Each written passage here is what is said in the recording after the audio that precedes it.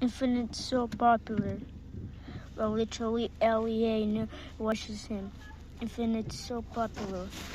LEA is asking how the heck did he got love in GTA? Infinite's so popular. That his brother is Creecraft. Infinite's so popular. Well, he literally voice act. Infinite's so popular. This is how he got so popular. He does crazy edits. Infinite's so popular. Phaser literally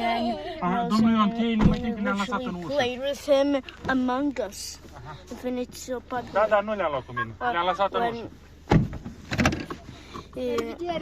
The Mr. Beast donated him like $10,000 winning a Among Us game.